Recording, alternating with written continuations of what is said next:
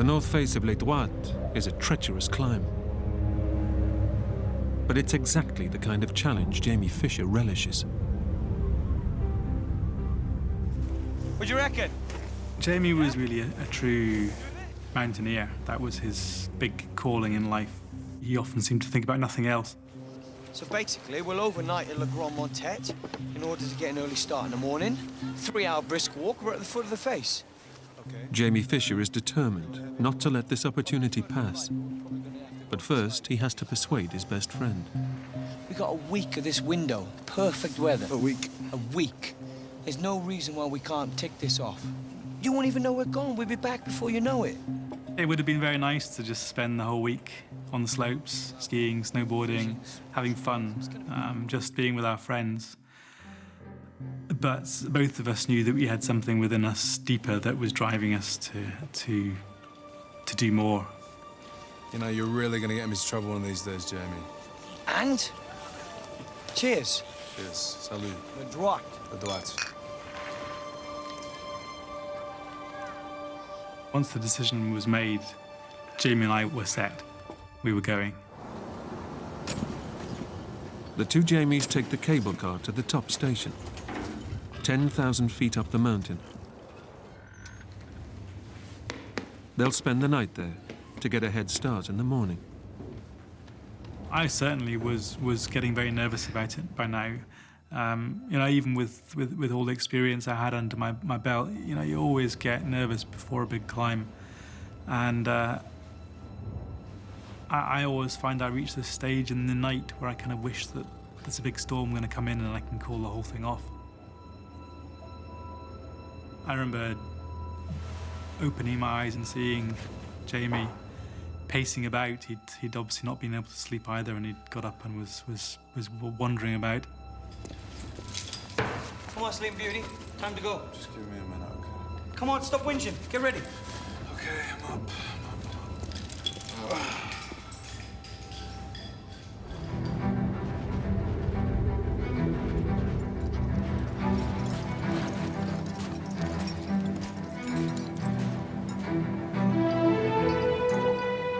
The next day, the two Jamies set off to begin their climb of Les Droites. It was a long, hard trudge up the glacier. Jamie was much more up for it that morning, and I was feeling pretty ropey with the altitude and general nerves. And I could hear him singing to himself as he trudged through the snow. Anyone ever told you you got a really lovely singing voice, Jamie? Yeah, they told me I got a beautiful voice.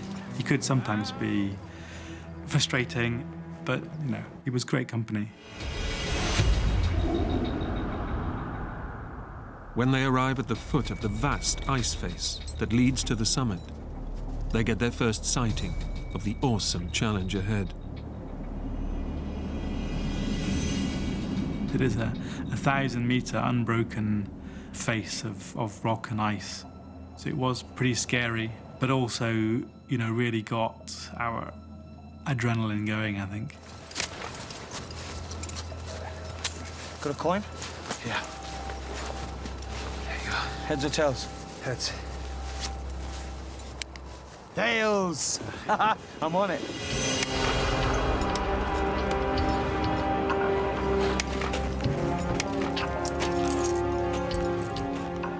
And that moment, when you're actually on the climb, it's as if all that nervous energy just disappears. It just dissolves into the sheer joy of the climbing itself.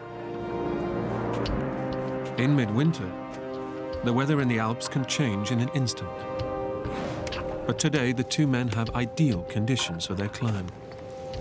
How's it looking out there? Great, mate! The ice is absolutely perfect! Scaling Les Droites is a 2-day climb. And as dusk falls on the first afternoon, the two friends find a ledge to rest up for the night. Well, mate? Yeah. You don't expect great luxury in these circumstances. Huh? You don't expect 3-star hotels, But we were pretty happy with that. Your room will be ready in a sec, Mr. Andrews. Oh, thank you very much. You know, being able to get into our sleeping bags, to get lying down, to get hot drink, that was good enough for us. Good day, huh? Yeah, not bad. Yeah, we'll crack it for sure tomorrow. Yeah. And we were both feeling elated. We were bang on target at that stage. We were exactly halfway, which was what we'd hoped.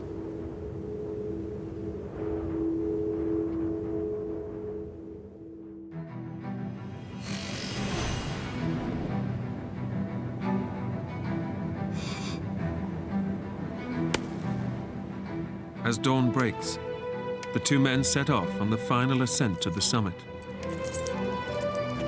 A sheer vertical ice face, one of the toughest climbs in the Alps. There's no ledges on the face where you can take a break. And so it is very tiring on your calves, your calf muscles. Essentially, you're standing on your tippy toes all day. By about lunchtime on that second day, we were feeling pretty confident at that stage. We were feeling that, you know, we were going to reach the top within a few hours. They make great progress. But 800 feet from the summit, conditions suddenly change.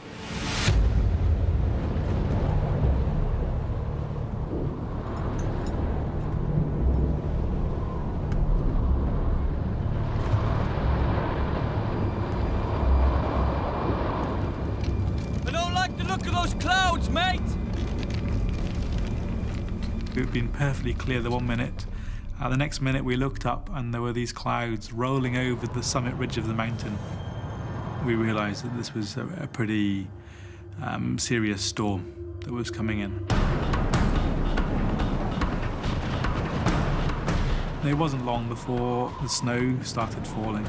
It just became phenomenal. It very quickly became very, very heavy indeed.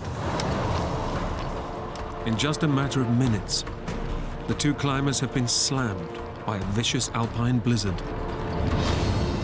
But we weren't too worried at this stage. You don't expect to be able to climb a mountain face like that without encountering some bad weather. But far from blowing over, the storm rapidly intensifies. I've never experienced anything like it. It was just piling down onto our backs and rucksacks. You know, literally faster than we could shake it off. It was just incredible. Then suddenly, the fresh snow triggers the thing climbers fear most. Mountain avalanches.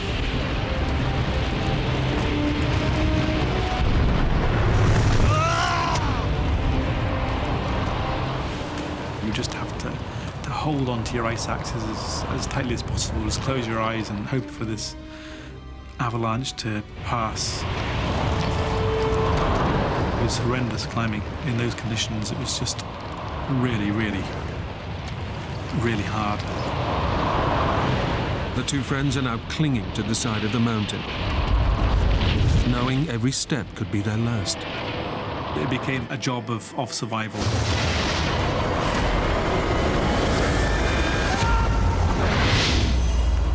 There were great periods of time when we couldn't see each other. It was just impossible climbing in such horrendous conditions. So it was pretty tough. They now face a life or death decision. Jamie! Woo! This is something, huh? Yeah, but what do we do? Abandoning their climb would mean descending the 3,000 feet of treacherous ice below them. To attempt to descend the very difficult and dangerous climbing that we'd done already in those conditions had been, you know, almost suicidal. No going down in this, mate! Head for the closest pass, near the summit! Their only option is to keep on climbing through the blizzard. If we could reach the summit ridge, we would be safe from the avalanches. We could dig ourselves in, and then just wait for the storm to pass.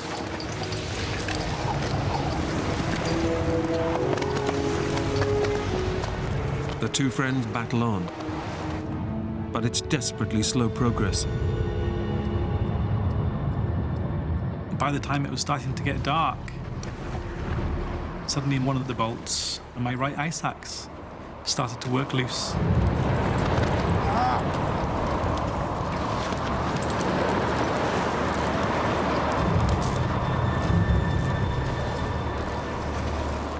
Jamie needs both of his axes. They're his only way of scaling the ice face.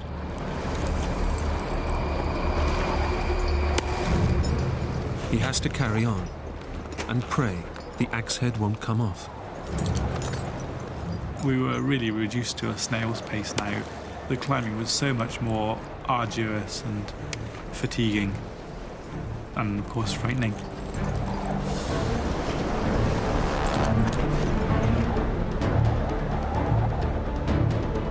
In the raging blizzard, and with a broken ice axe, the two Jamies know that what began as an exciting adventure has turned into a potentially deadly climb.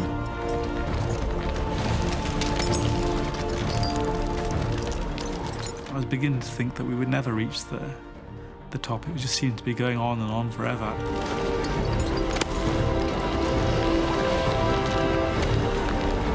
Jamie! But it was Jamie who suddenly let out this yell. I'm found somewhere! And I knew from his tone that this was it. He'd made it. He was at the top.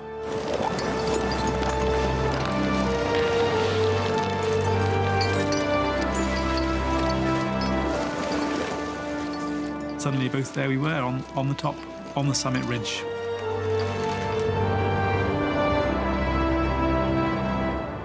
And that was great. That was fantastic. At the summit, the two Jamies can finally rest and wait for the storm to subside. But the ridge is just a sliver of ice, 3 feet wide by 5 feet long, with sheer drops of over 1,000 feet on either side. The place where we arrived was really a knife edge of snow and ice. Jesus Christ, Jamie, we can't stay here! It'll be fine! It's only for the night! The storm can't keep up! We were completely exposed to the elements. There was no protection whatsoever from the snow and from the wind and from these massive drops to either side of us. So it was a pretty hair-raising place to have to spend the night.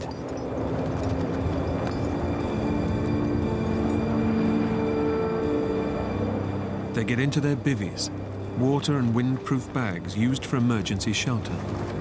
It's their only protection from the storm.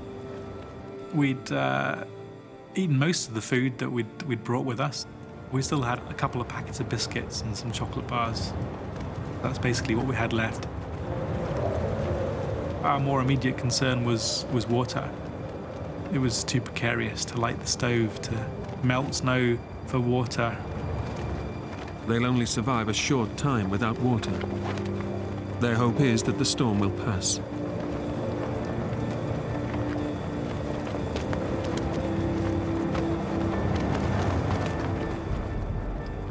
Jamie and I had been on many mountaineering adventures together, but this was looking like being the most frightening to date.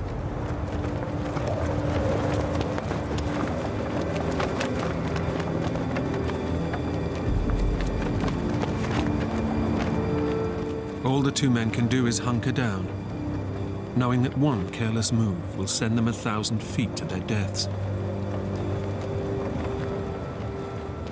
Now it was just a case of surviving the night and waiting for the storm to pass.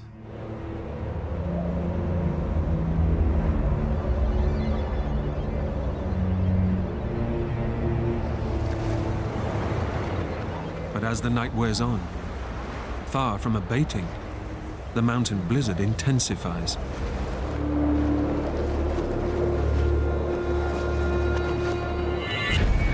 It did start into our heads that we couldn't survive this indefinitely. And we started to think that maybe this storm's never going to pass.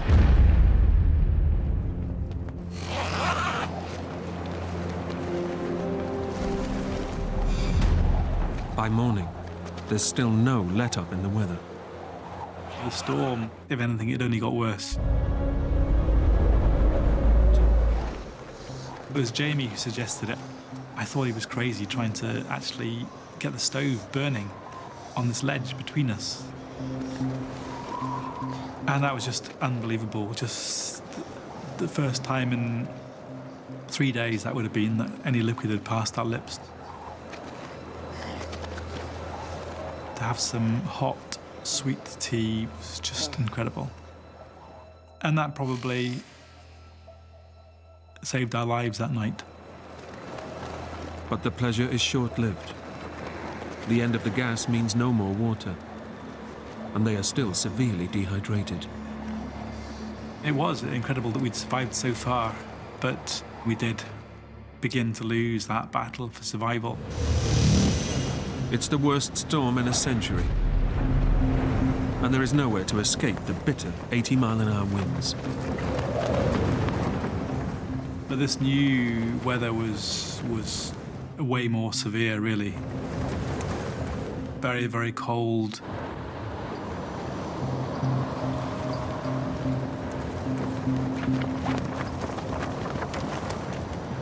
That kind of wind chill, the human body just can't survive for very long at all. As the night wears on, the temperature plummets to well below freezing. The sleeping bags had become useless to us. The snow had got into them, made them damp, and then that damp freezes. So effectively, the sleeping bags had frozen. With every hour that passed, our optimism faded.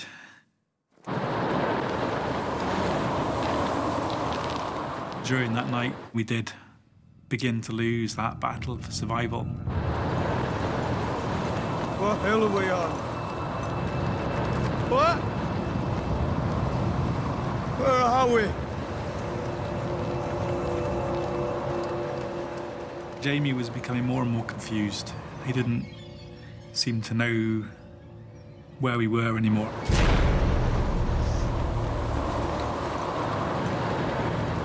Jamie Fisher is becoming delirious. Gripped by hypothermia, his organs are starting to shut down, and not enough blood is reaching his brain. Come on, Jamie. You know where we are, Jamie. Tell me where we are. I don't know. I can't remember. Come on, Jamie. Come on, Jamie. Tell me where we are. Come on.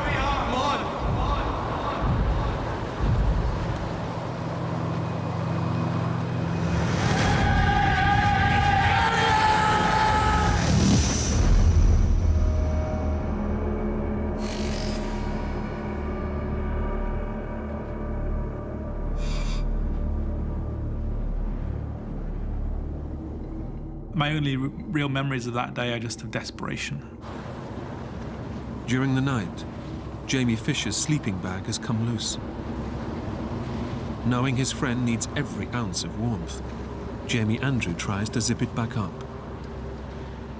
I just pulled it in, and then I realized suddenly that I couldn't move my fingers.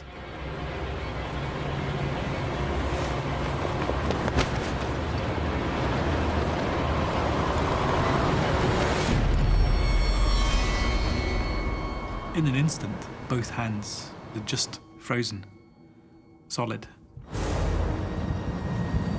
His hands are frostbitten. His blood and tissue have turned to ice and are irreparably damaged. And I remember just, in a futile kind of way, just knocking my two hands together and listening to them as they just went thunk, thunk, thunk. My hands were like pieces of frozen meat. As a mountaineer, one of your biggest fears is always going to be frostbite, because if your fingers freeze, you can't do anything for yourself. You're stuffed. Jamie is completely paralyzed. He watches helplessly as his best friend, in the final stages of hypothermia, begins to lose his mind. We gotta go. I gotta go. We gotta go. We gotta go. What are you doing? We gotta go. Jamie! And Jamie really became quite delirious and was just sort of thrashing about all over the place. Jamie, what are you doing? I gotta go! Jamie! Jamie, stay here! If it wasn't for the fact that he was tied to the mountain, he probably would have fallen off. Jesus Christ, you're gonna push us off the edge! Jamie, you're gonna push us off the edge! I desperately tried to bring him back, to remind him, you know, what mountain we were on, what we were doing there.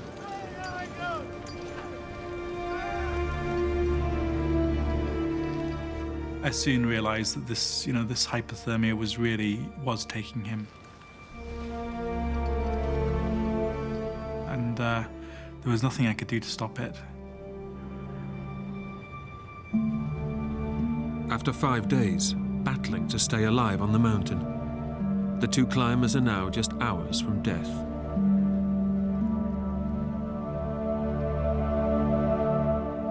There was now no way either of us was getting off this mountain alive.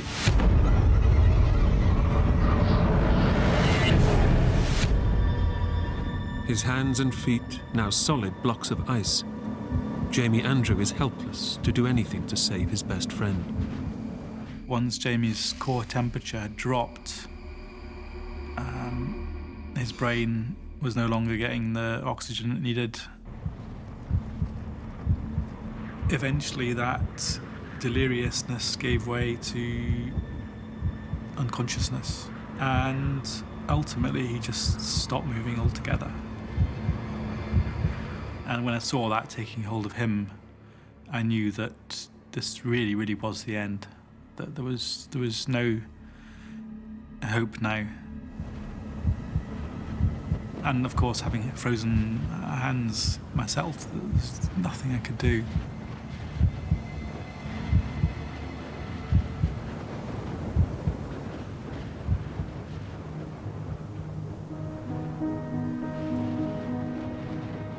In the end, it was Jamie who went first, and I had to witness that. But mercifully, it didn't take long. He obviously wasn't really aware of what was happening. He wasn't suffering. And I remember sitting there realizing that this was the end. That it was the end for Jamie. It was the end for me too, that there was now no way either of us was getting off this mountain alive.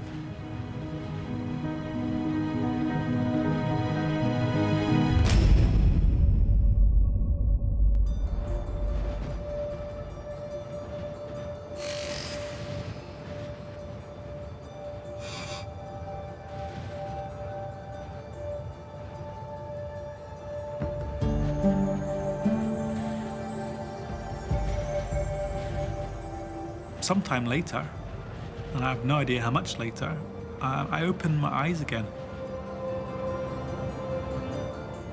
And the first thing that I saw was rays of sunshine as they lit up all the mountain peaks all around me. Moments later, I heard that helicopter approach.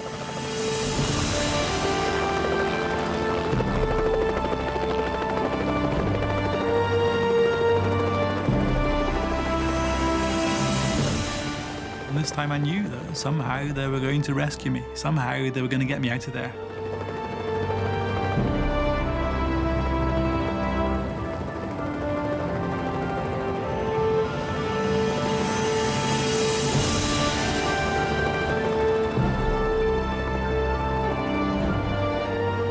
I was spinning 1,000 meters above the glacier in space in what was literally one of the most spectacular and daring rescues in the history of the Alps.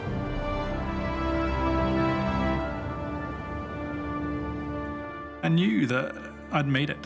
I'd been rescued and I was going to live. But the rescue had come too late for Jamie Fisher. His body was taken down from the mountain, shortly afterwards. Jamie Andrew underwent surgery to save his life. Surgeons amputated his dead, frostbitten limbs, which were poisoning his blood.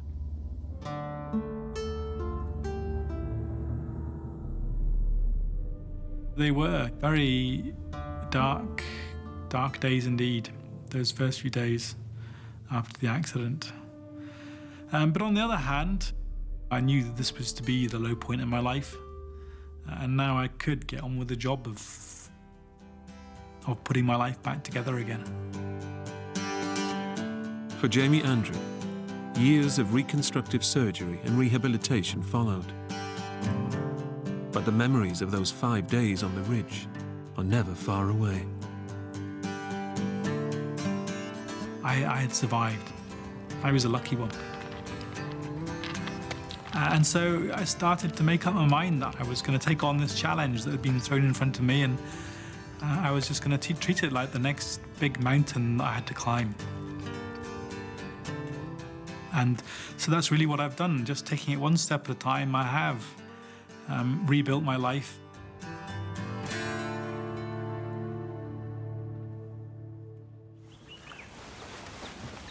I sort of had a bit of an idea where there was another dam, a fair way away, but yeah, had a general idea about where to go. Getting to the fishing spot means heading a further 50 miles away from civilization, far deeper into the outback.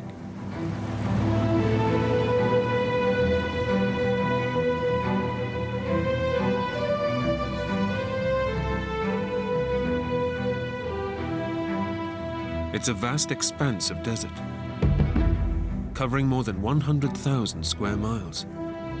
Dangerous and inhospitable, one of the hottest places on Earth. The Australian Outback is an unforgiving place. It's very harsh. The heat, you're looking 45 degrees Celsius, stinking hot, simple as that.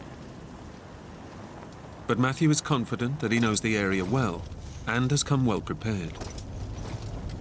Had 20 litres of water, spare tyres, food, tent and all that. I reckon I took pretty much all I needed to take.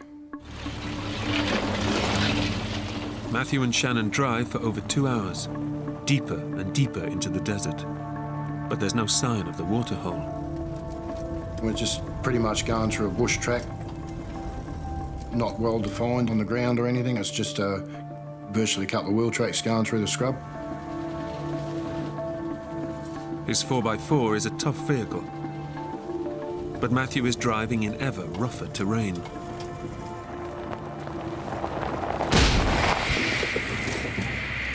You're kidding me. You stay here, it's all right.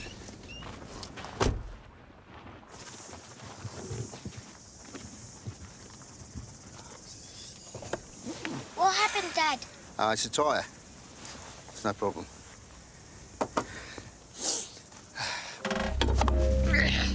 Matthew has come well prepared and has 3 spare tyres on board.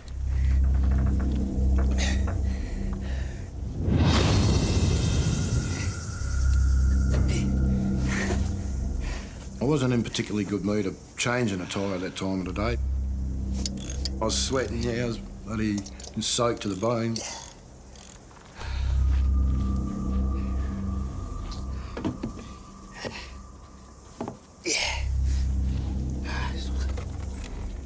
It's all right, it's all done. You all right? Yeah, that's good. Let's go. With the tyre fixed and 2 more spares in the back, Matthew is still confident he can find the fishing spot. But the desert is strewn with boulders and sharp rocks.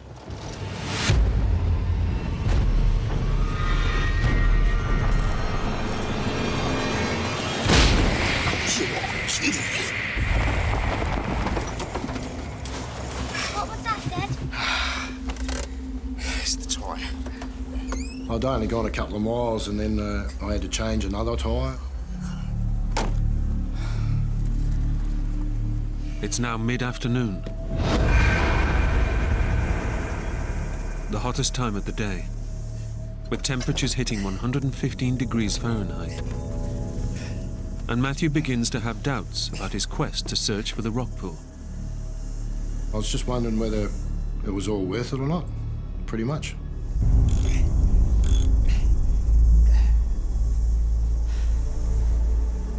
But still eager to live up to the promise he made to Shannon, Matthew decides to press on.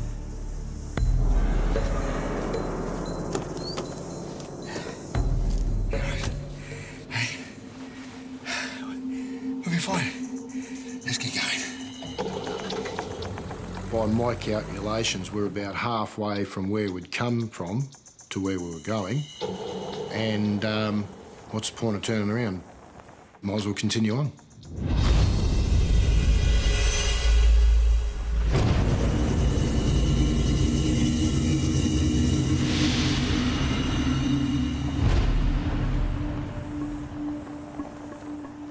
By late afternoon, and 60 miles out into the desert, Matthew fears he's losing his way. I'm sure it's around here someplace. I sort of run out of road. I lost me track.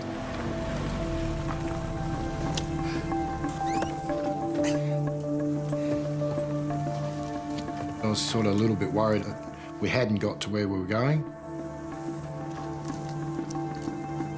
I could actually tell that Dad was worried. I knew something serious was going on.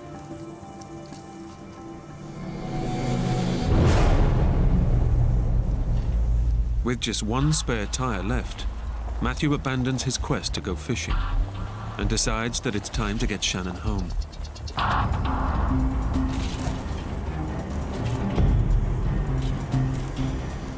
I had one more spare tyre, but the way I was going through the tyres, I didn't think I had enough. Dad. Are we gonna be all right? Then you get home.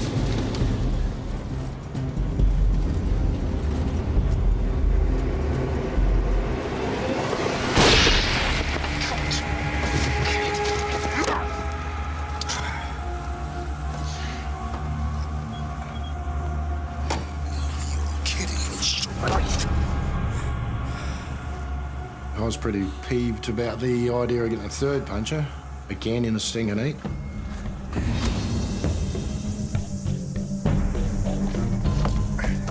Matthew knows that the 4x4 is their only way out. But with no more spares, another puncture could be fatal. With hundreds of miles of scorching desert all around, there's no way they could ever walk out of here alive.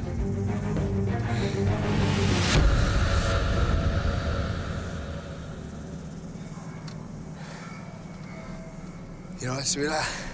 Yep. Good. Right, let's go. Are we lost, Daddy? Shannon said, we lost Dad, and I said, oh, I think so. No use lying to her, you know. Matthew presses on, hoping to come across a track which will lead them to safety.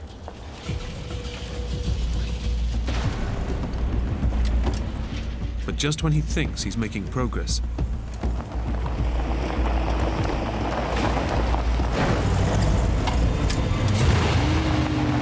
the 4x4 suddenly stops in its tracks.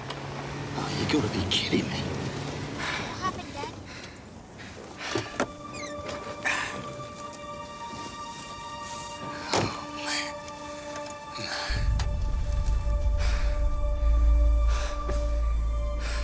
I started rubbing my head, thinking, what the was going on?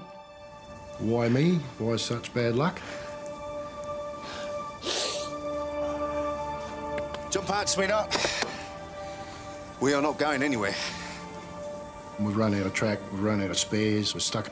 I was supposed to have Shannon back that night, and we weren't going back that night. There was no way in the world.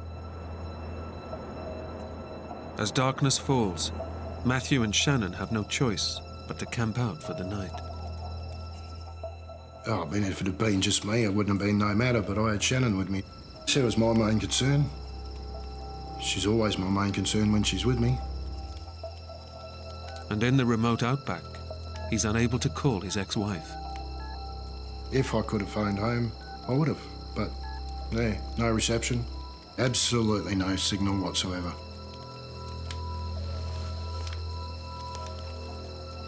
At that point, I was thinking that, yeah, I might have made the wrong decision by not turning around and going back. Okay, fine. Let's get going. I was calling myself the biggest idiot under the sun.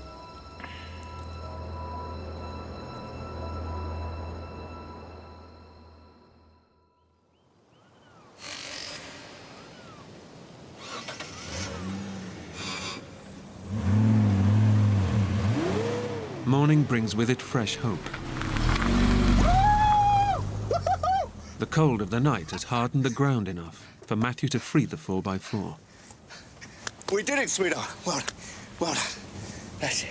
We were feeling really good. It was great to get out. No worries at all. Pretty happy that we're going to get on the way again. Woo! We are going home. Yeah. Woo!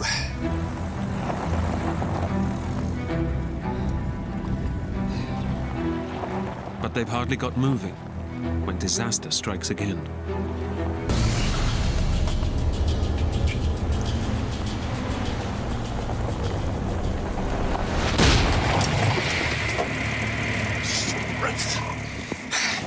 Mayday, sweetheart.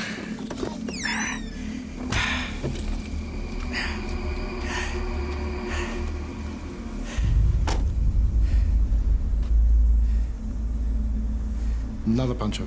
I was cranky. Man, was I cranky. Got no more spares.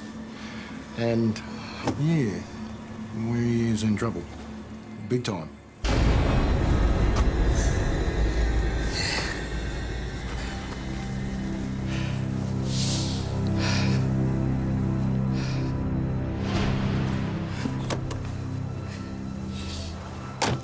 What happened, Dad? That's all right, sweetheart. I've got a plan. Matthew knows that driving with only one flat tire at the rear will put massive strain on the car's axle. So he does what he has to keep it moving. He lets down one of his inflated, good tires. He also tries to hide from Shannon the seriousness of their predicament. You all right, Dad? We're home soon, sweetheart. Home soon. So I ended up having 2 tight tyres on the front and 2 flat tyres on the back. Okay. We're off. Let's jump in.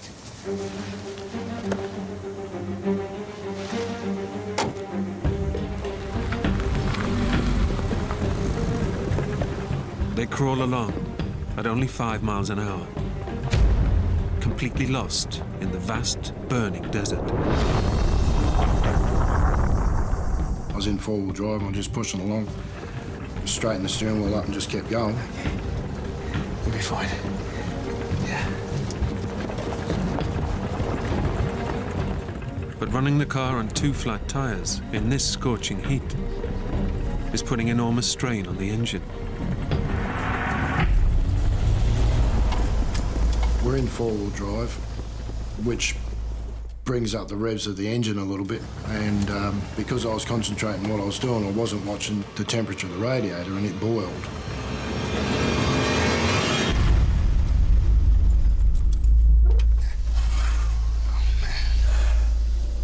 Matthew now faces a huge dilemma.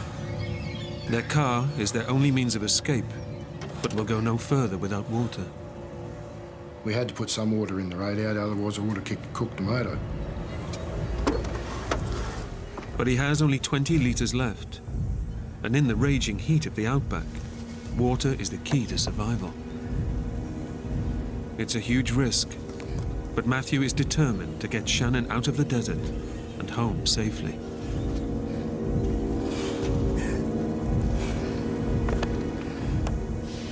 I put 10 litres of water in the radiator and I kept 10 litres for Shannon and myself. Right.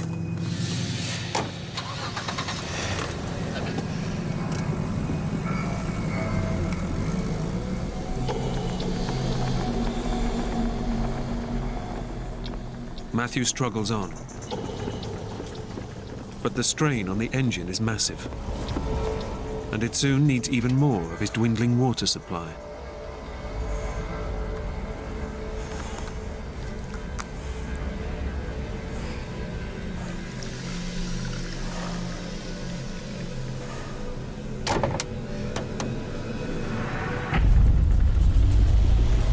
The car just seemed to be overheating all the time, and my dad really didn't make out that it was a big deal. I'm sure inside he was probably really scared himself, but he didn't let it show. By midday, the desert temperature hits 115 degrees.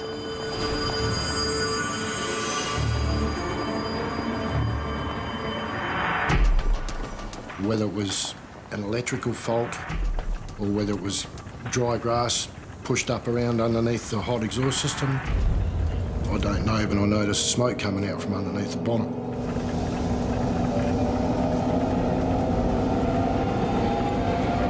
Shut up! Shut it! Get out! Run now!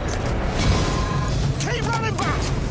He has just seconds to grab whatever possessions he can Stay back, buddy! before the car explodes into flames.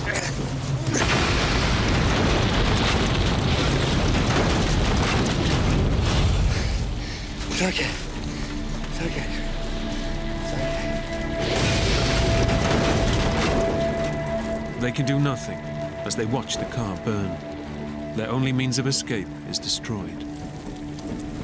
And we just sat there and watched it burn, and I was giving her a cuddle and trying to reassure her that we'd be right. Yeah, she was scared. She was very scared, yeah.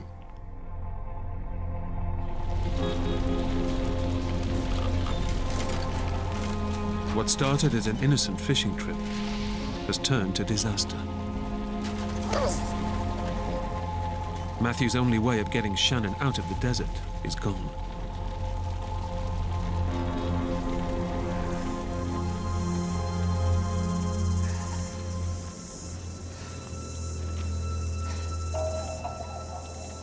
He just looked really worried, and I don't know, there was just a vibe about him. He wasn't his normal happy self, so I could tell something was wrong.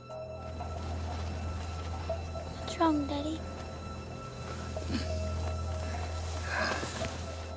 I told her there and then that we were lost. Good time, big time.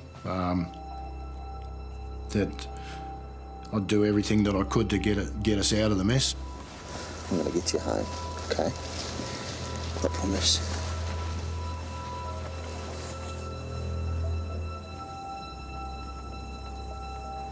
I couldn't whinge or complain about it.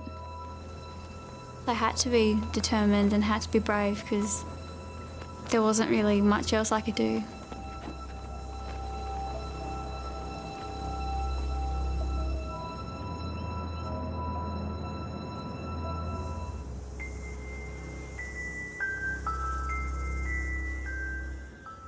It's now been 24 hours since Shannon has drunk any water.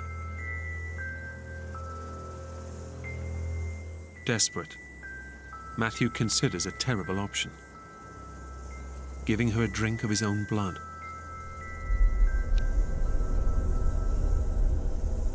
That idea came from watching documentaries on telly. I know there's some African tribe over there that can cut the vein on a cow and drink the blood from it.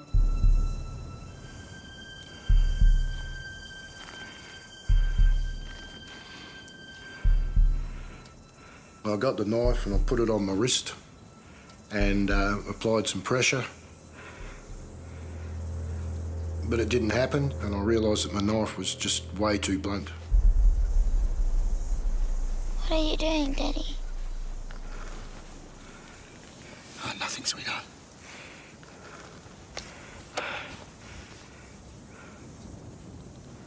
It's okay.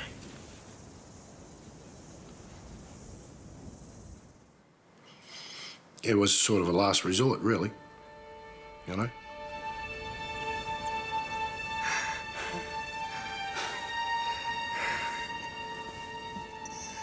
Matthew had wanted this weekend to be a very special one with his precious daughter. Now he knows that without water or rescue, she could be dead within hours. Yeah, we had a big cry together, even though there was no tears. There was a lot of sobbing, but there was no tears whatsoever. We were too dry to even cry a tear. And even to think about it now, like, I feel sad. I feel like I want to burst out in tears, actually. So yeah, you know, it's just one of those things. And I'd hate to ever put Shannon through that again.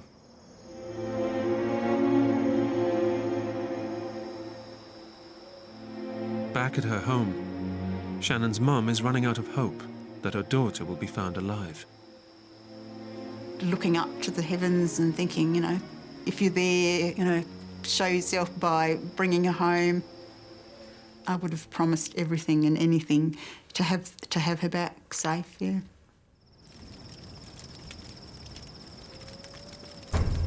Their plight is hopeless, but Matthew won't give in till he's done everything he can to save Shannon.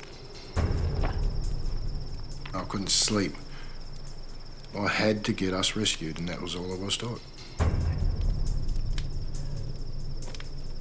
I got a log burning, and I took that out onto the flat and just started waving it around. Hello! Just trying to get attention. Somebody's attention, anybody's attention. Hello!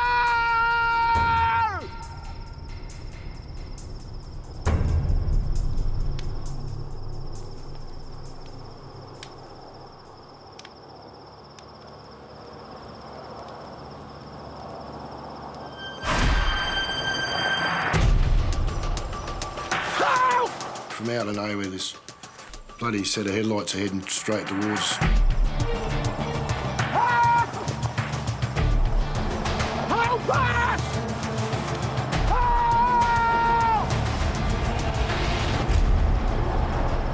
The car was coming towards us, and then it just veered off. Over here!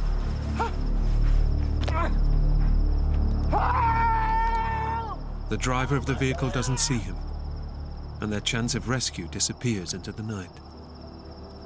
The feeling of elation just got shot down in flames. To see those taillights disappearing into the distance was just the worst moment of my life. With the chance of rescue gone, Matthew is convinced that he and Shannon will not survive the night. We'd played together, laughed together, cried together, and now we're going to die together.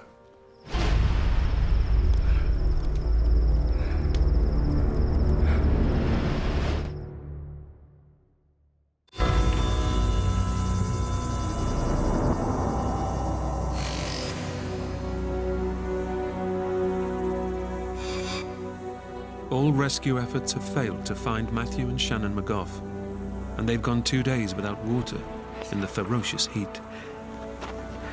Extreme dehydration is causing Shannon's organs to shut down.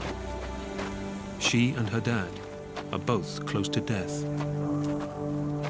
I doubt very much whether we would have survived an 8th day. Pretty bloody sure of it, actually.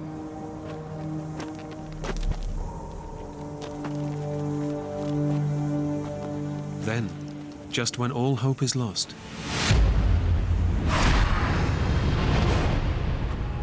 they come across a track.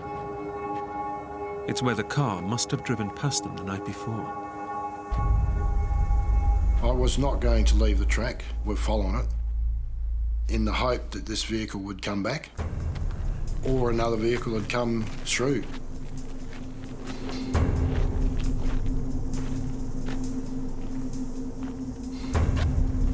But Shannon can go no further.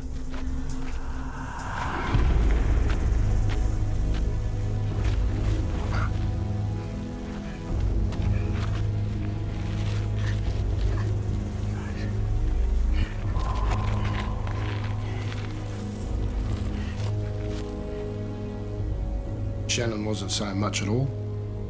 Yeah, very, very quiet. I'd speak to her and she'd just shake her head or nod her head up and down, but she wouldn't speak, so Disheartening.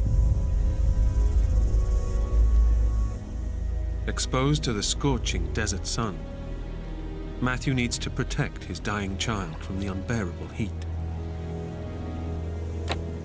It was boiling. The heat had risen big time. It was hotter than the last few days.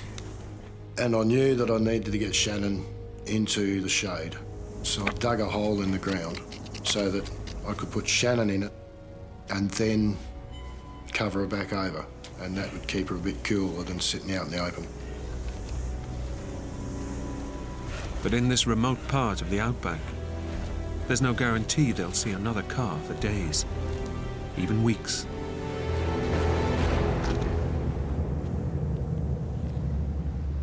Matthew knows he may have just dug his daughter's grave.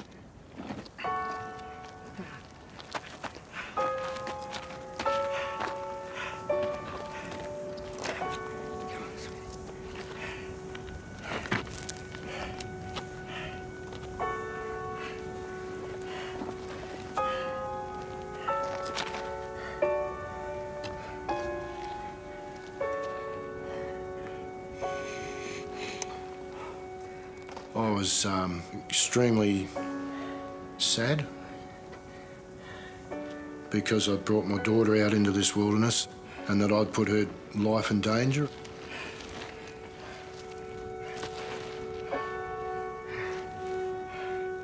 After 8 days, battling to keep himself and his daughter alive, Matthew finally gives up.